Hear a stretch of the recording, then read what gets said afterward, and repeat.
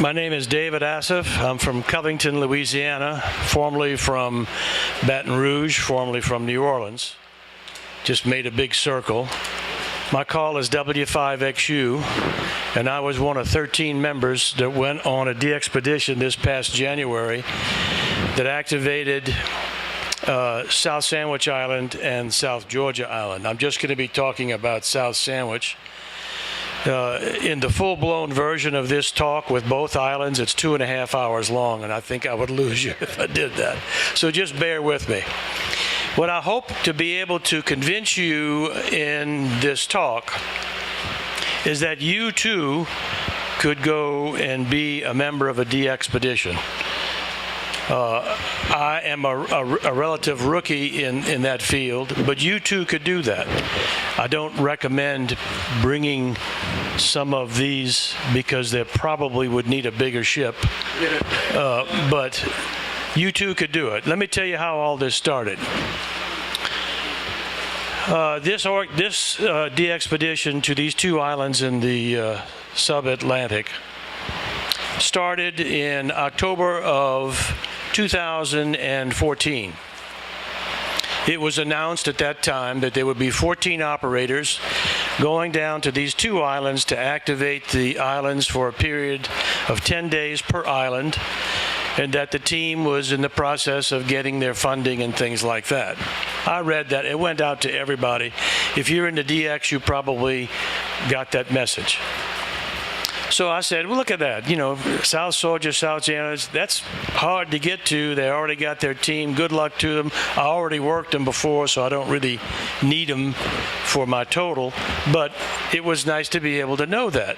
So I just read the email, erased it, and put it out of my mind. About April of the next year, of 2015, they put out another message basically saying, we have had 4 members had to back out for various reasons, so we're looking for 4 replacement people to go on this de-expedition. The last sentence of that email basically says, no prior experience is required. And I said, oh, they are talking about me. They sent this one just to me. So after the adrenaline surge went down a little bit, I went into the den. Paula was, incidentally, that's my beautiful bride, Paula. I went into the den and told her, Paula, they're looking for operators to go to South Sandwich and South Georgia Island. What do you think about that? She said, oh, go ahead. You've been looking for one of those things for a long time. Go ahead and do it. It's going to be a lot of fun. It's on your bucket list. Now, I have to tell you that at that point, I don't think she knew where South Georgia was, South Sandwich was, or really didn't care. So anyway, I said, really? So I ran back into the shack, sent an email saying I'd like to throw my hat into the ring for being one of the 4 that's going to replace the guys up. To make a relatively long story short, I was selected and I went on to the thing. So I went back to the room after I sent the email. I said, Paula, would you like to see a movie of the last time somebody went to these islands in 2002? She said, sure, I would love to see that. Many of you have probably seen that 2002 de-expedition. So I found the disc, I put it on the machine, showed it, and it lasted about maybe 40 minutes or something like that. And it was over, and I didn't say anything. And Paula looked at me and she says, you are nuts. She's probably right. So let me get started. If you have any questions, if they're real short answers, I'll give them to you. It's brought to you by the Intrepid DX Group. Isn't that an interesting logo? And it was voted the de-expedition of the year by the Southwest Ohio DX Association at Dayton this year.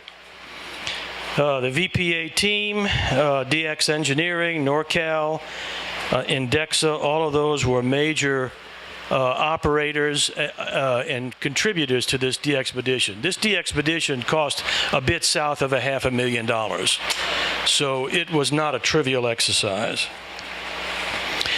Let me just kind of give you an idea of where we are. Here I am in the good old state of Louisiana. We have the capture on good food and having fun. The organizers was one in California, one in Pennsylvania. So I had to ship all of my winter clothes all the way over to San Diego to get onto a ship. So this was in June. I got my cold weather consultant, who happens to be my oldest daughter, and we went down to Cabela's to buy some winter clothes. And the lady looked at us as if we had just stepped off the spaceship. She said, "This is June. We're not selling any winter clothes. If you need to find some, they're up in the attic in storage." So we went up in the attic. So I got the clothes to do all of that stuff.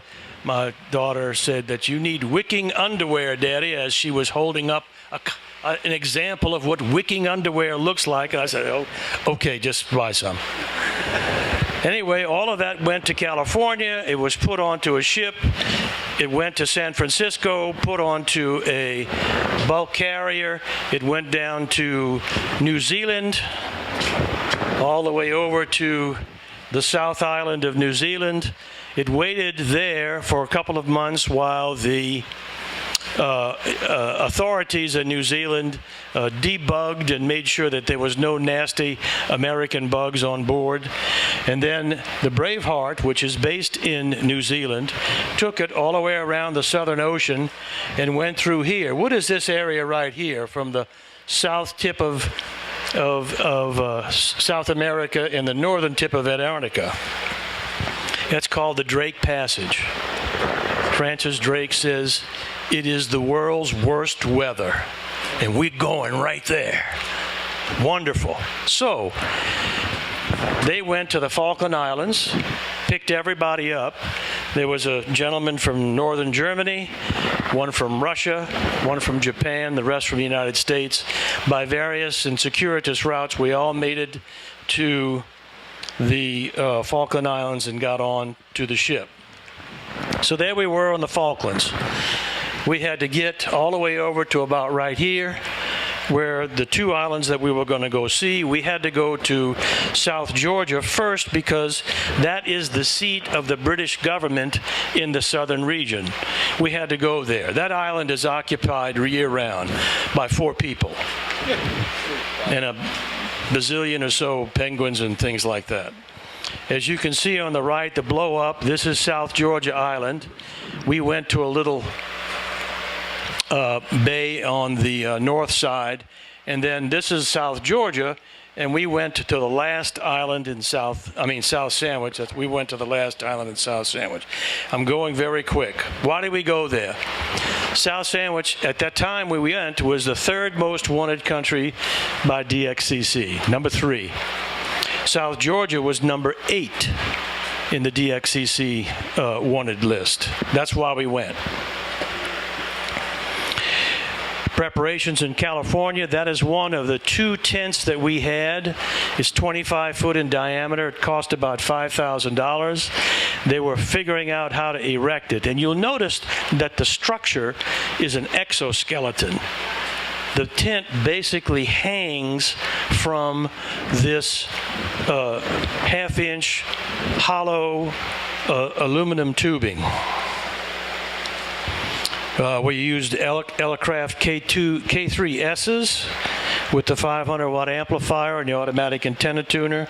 Lots and lots of coax, lots and lots of wire. Everything was packed up, shipped to New Zealand. The 2 big boxes in the back right here contained 1 antenna each.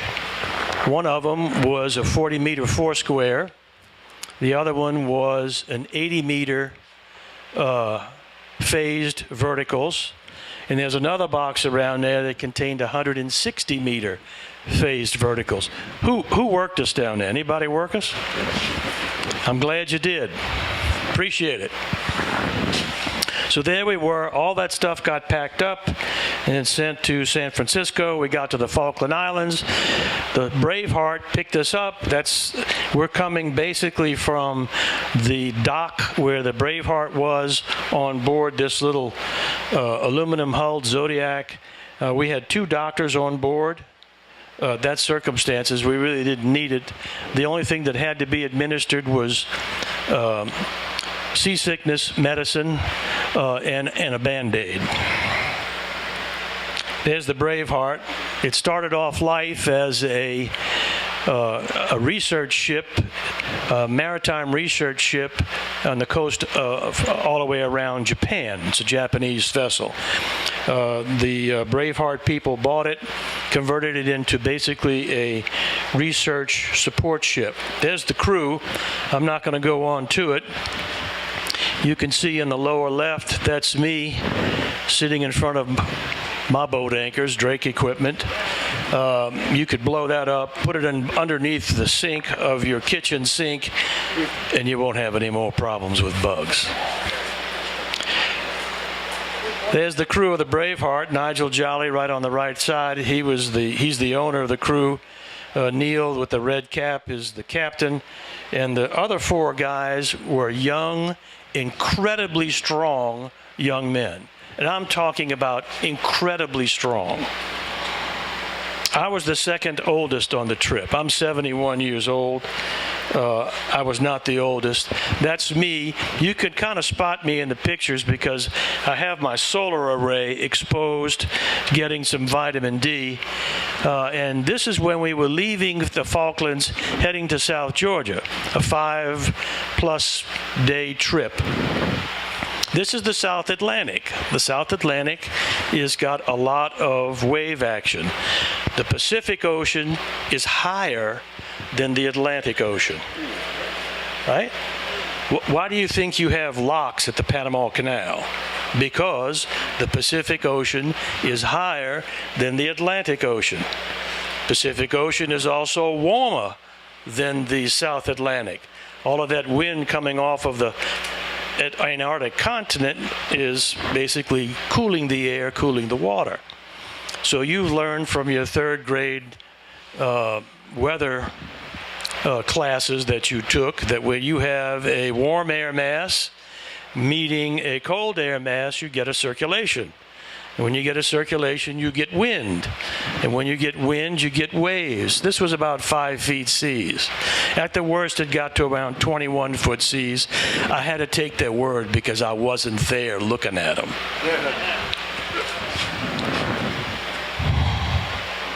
On the way, we operated VP8IDX, stroke Maritime Mobile. Anybody work us mobile?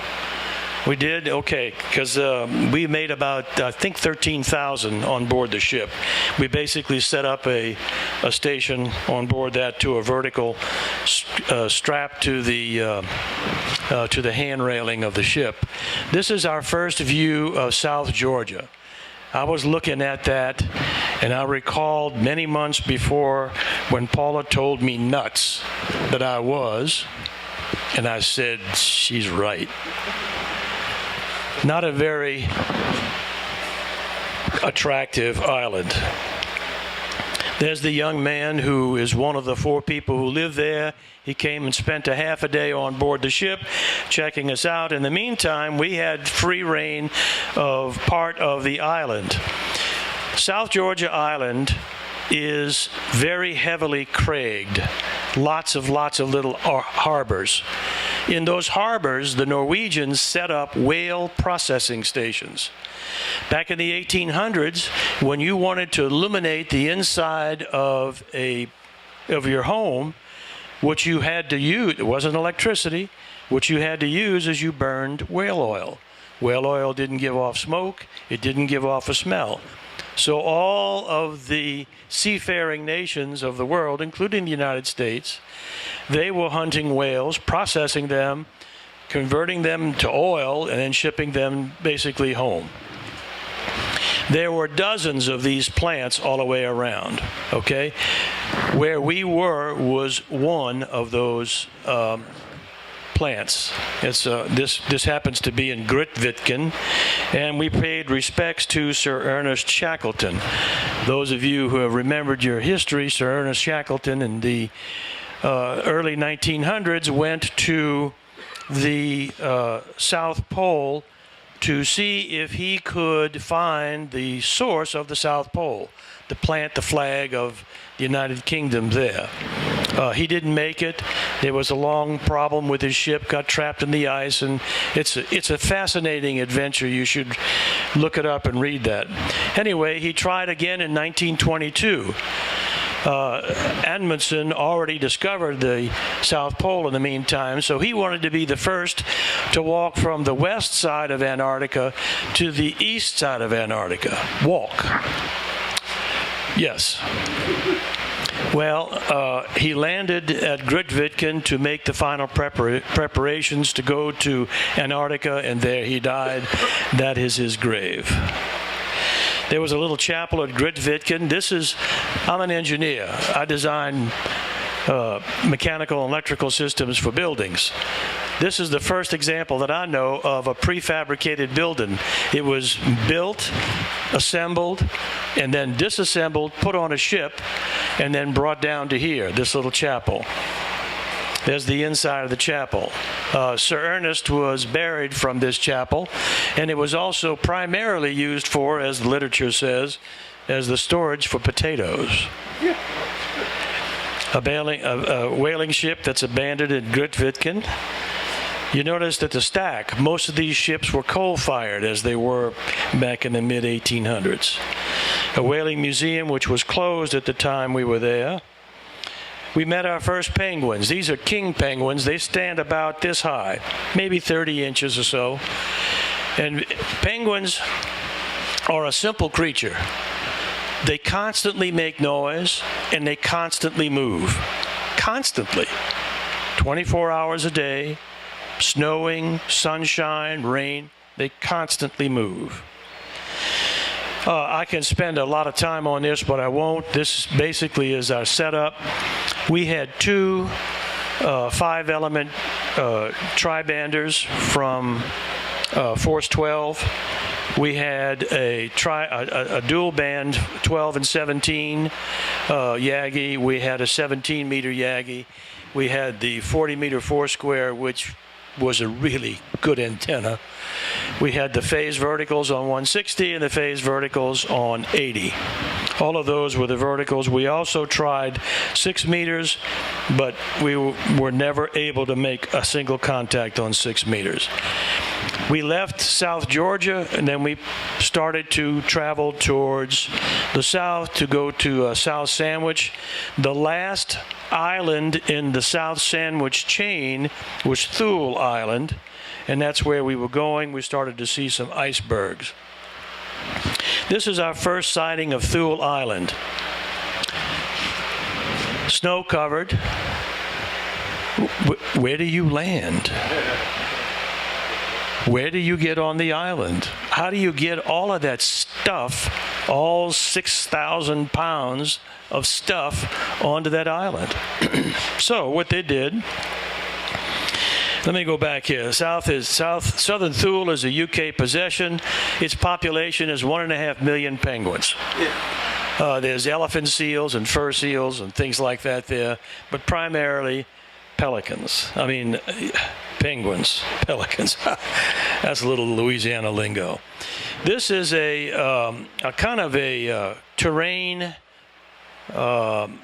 map of the subterranean part of the ocean floor. You'll see, starting with the top island, you're coming all the way down, and this is the southern. This is the the South Shetlands, southern Sandwich Island chain right here. These islands are volcanic in nature. They were formed volcanically. This particular island, Montague Island, last erupted in 2007. That's interesting. A little closer, Bristol Island had earthquakes in 2008, February and June, and July of 2013, and then finally erupted 10 May of 2016. We were on the island about 20 January of 2016. If you were praying for us, that is an answered prayer. It would not have been very pleasant if we were on the island when the island erupted. And then here we were at Southern Thule Island. You notice Southern Thule Island looks like there's two little dots on it. This is Bristol Island. It's a Landsat satellite view taken May 10th of 2015. We weren't there. We had left a couple of months ago. That little red dot, that's the island, that's the volcano erupting. Yeah, wow, is good. I'm glad I didn't know that when I was there. You'll notice that Thule Island is on the left-hand side, and Cook Island is over here. You'll notice that there's kind of a circular pattern right here. What does that tell you? It's a caldera of an extinct volcano, right? This right here. This is the only flat area of the whole chain. That's why we had to go to the lowest island. It's the only flat part. Everything is mountainous. You had a question, sir? Joe? Okay. So there we were. How did we get on the island? So there was 3 of the team were selected to go with some Braveheart people to do some reconnoitering to see if we could find a way to get on the island. I was gratefully sitting in my my bunk, with my very favorite blue bucket, right, wouldn't hop over that. This is David Cullingham. He's one of the leaders. He has a program where he goes into elementary schools and helps the science teachers in the elementary schools fund a program to make hams out of young elementary school students. This particular one is Dorothy Grant Amateur Radio Society in California. I think he said he had 170 young hams in that elementary school. Anyway, they gave us that picture. There were several of those that we did. This is a little Gen 2 basically announcing that we have invaded their spot. Now, this is going up towards Mount Larsen. You see that black line that looks like dirt in the snow? That's not dirt, that's penguins. They move constantly to this area where the land goes down to the sea, and that's how they feed. Penguins mate for life. One of the mates stays with the young kids. If they're hatched, one of them sits on the eggs. If they're not hatched, the other one disappears for a week into the open ocean and feeds on little shrimp-like creatures called krill. They come back in a week. They feed their babies. I don't have a picture of that, but you can imagine an adult throwing up into the head of their infant. It's not a very nice process to look, but it's quite efficient. And then when one of the parents comes back from feeding, the other one disappears for a week and then goes out to the sea to feed again. And that process continues. If one of those parents doesn't come back, those chicks die. This is our view to Europe. You notice there's no mountains on that. How much time I got, Nick? I'm good. Paula, he says I'm good. Europe. I could talk a lot about the Europeans. Tremendous signals. I mean, they were signals.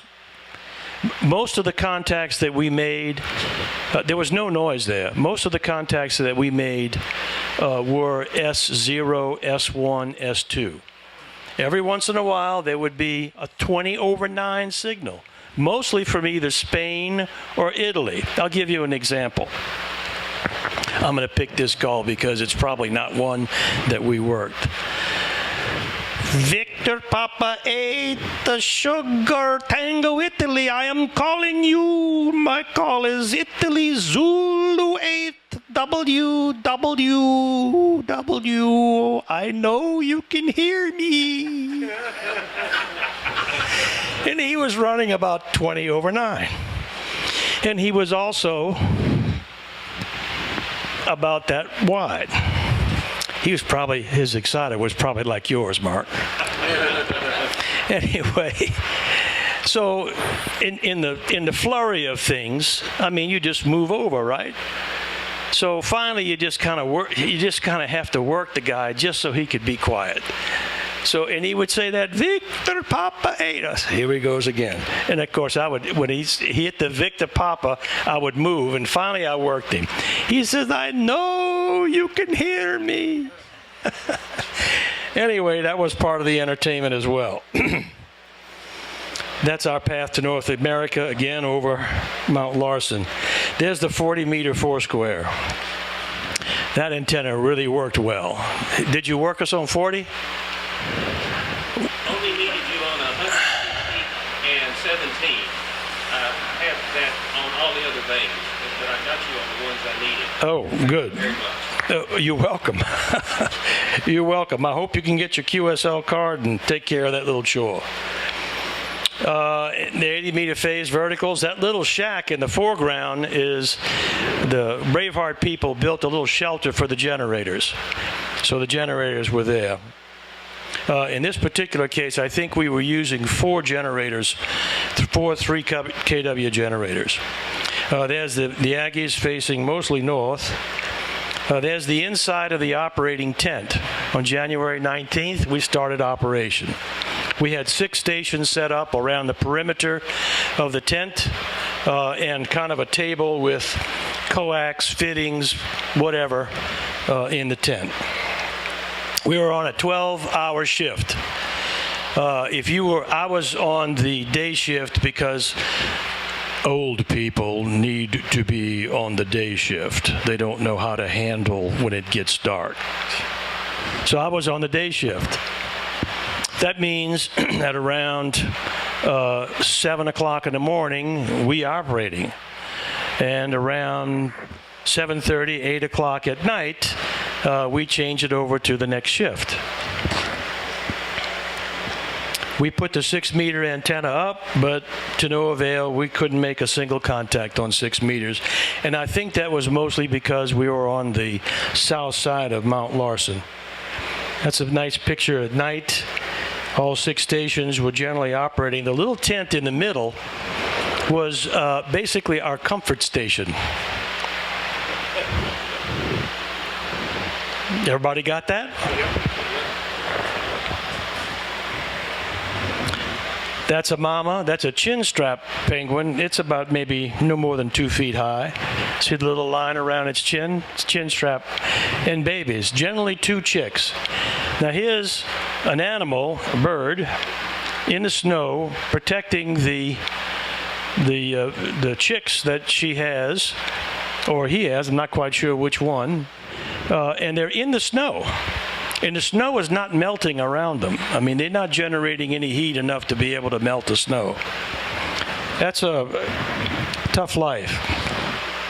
Here we are raising the 160 phase verticals. That's a chore. How come no snow there? Well, we actually had a couple of days where the weather was pleasant. I'm talking about temperatures in the low 40s Fahrenheit. It would snow generally every night. But in a day that we would have in the 40s, that snow rapidly melted. So this was probably taken maybe the second day of the operation where we were starting to put the 160s up that you worked. If you worked us on 160, you worked us on that antenna. Yeah. Yeah.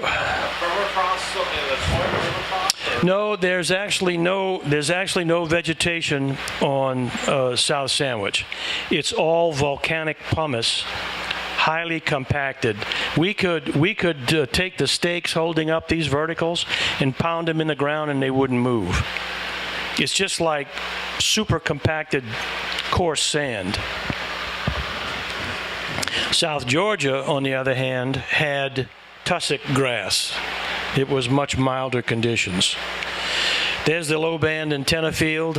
I mean, a ship passing by would have just said, look at that beauty. That's wonderful. We got to look at those antennas a lot because we had to repair them and put them up every day. They came down. The nights were long and cold. The guy looking at you is one of the doctors, and John is probably checking his watch to see when are these guys going to come relieve us. This is our kitchen setup, which was in the sleeping tent. The kitchen setup is perhaps not the strong adjective that you think it is. Our meals consisted of, they might bring over a loaf of bread and a big block of butter. Soup. Sometimes they would bring over a stew of some organic origin. Or they bring over like a quiche. So that was basically the thing. On board the ship, they would feed us things like baked beans on toast. We took turns doing KP duty, which basically consists of washing the coffee cups and spoons. Sleeping arrangements, we had 8 cots in the sleeping tent, and of course in our sleeping bags, and that was pretty good. That was quite comfortable.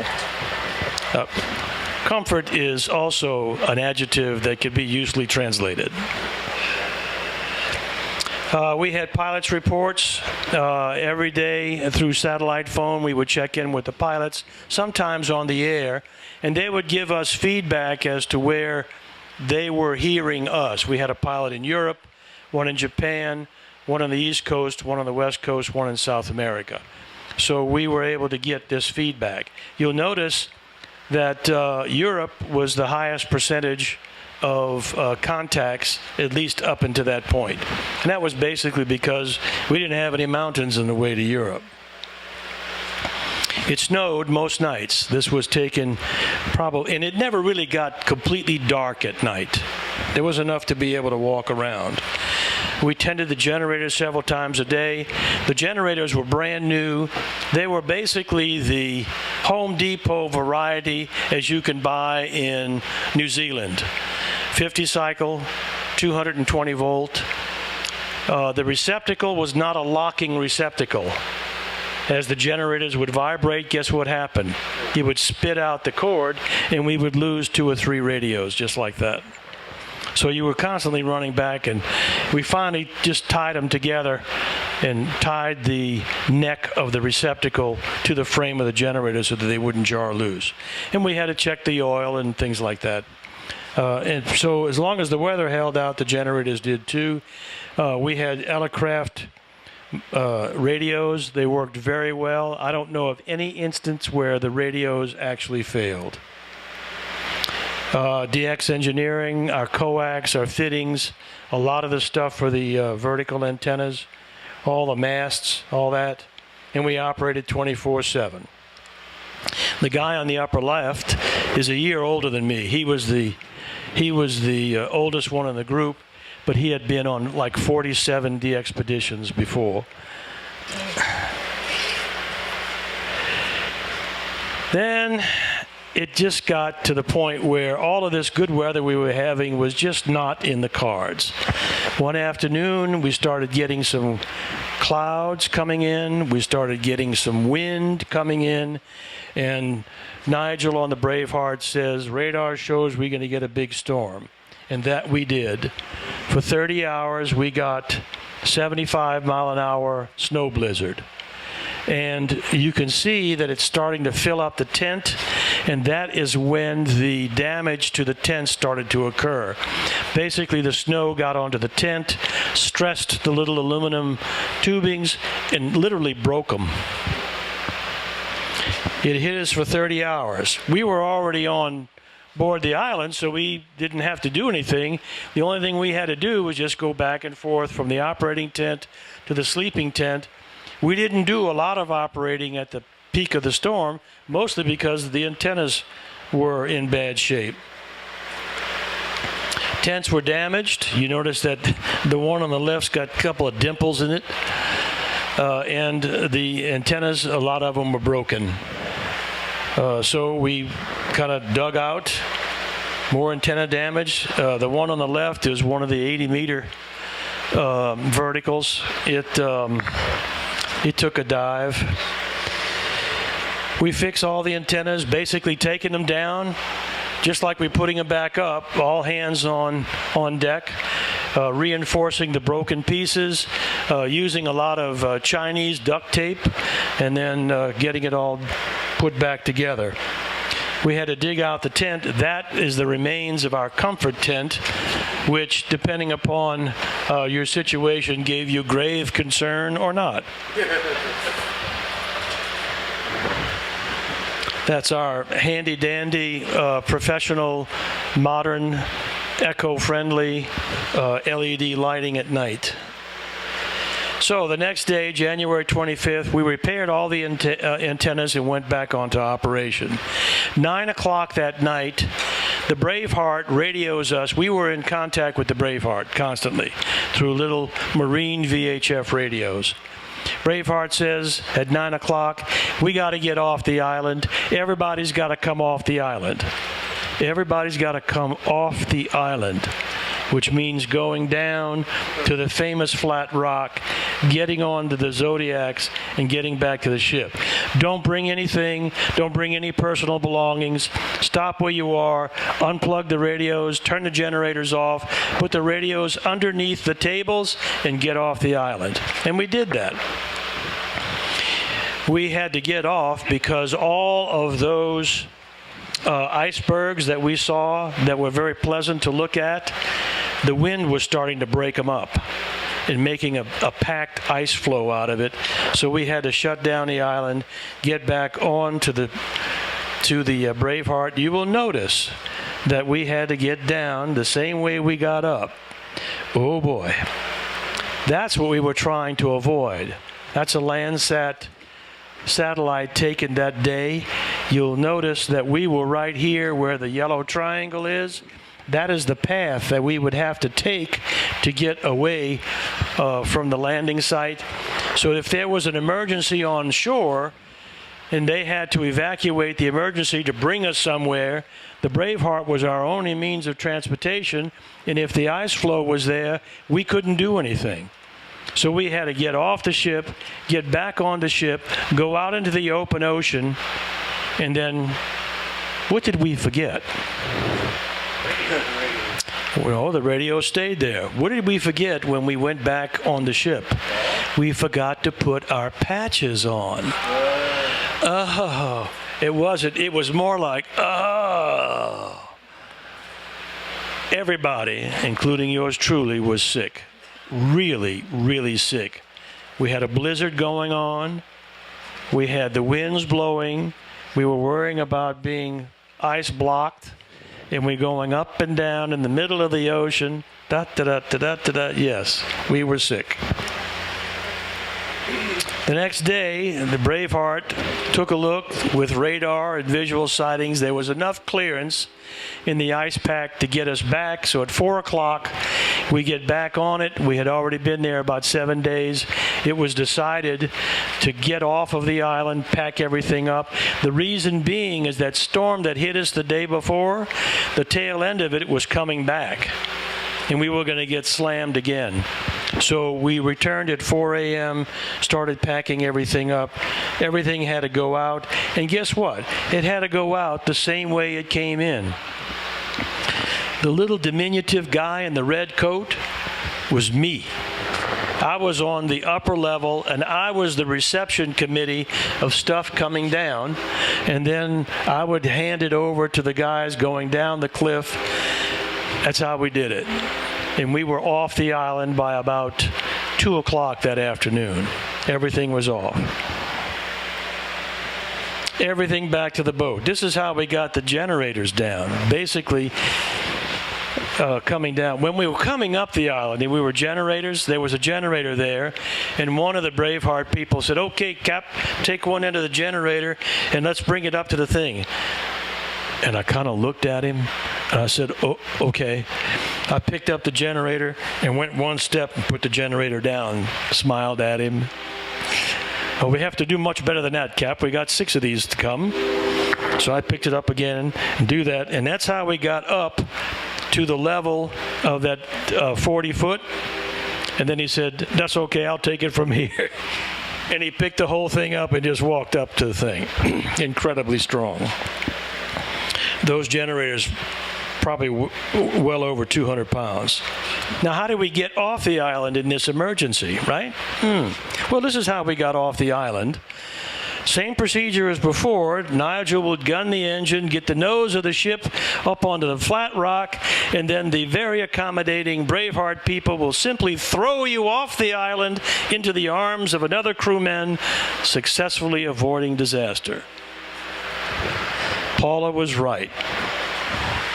It was nuts. Back on the boat, and we're warm again. How did we do?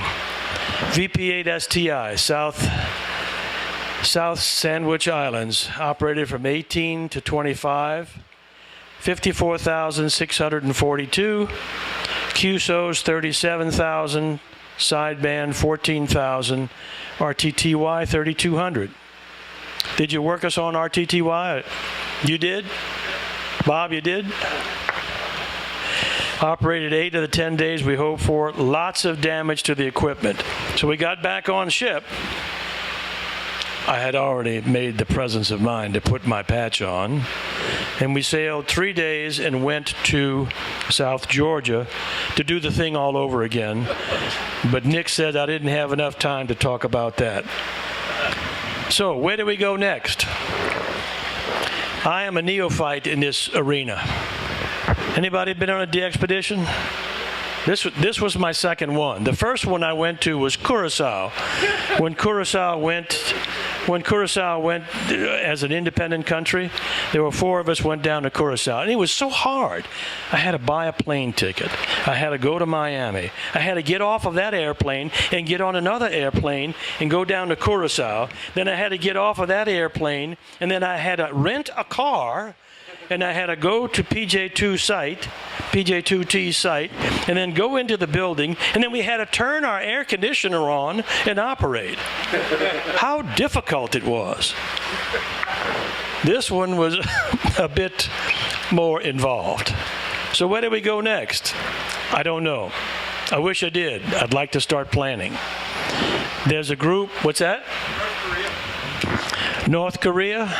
I need that one too. I only need 3 and I got them all. So if there will be a group going to North Korea at some point, I have no idea. There was an attempt earlier this year.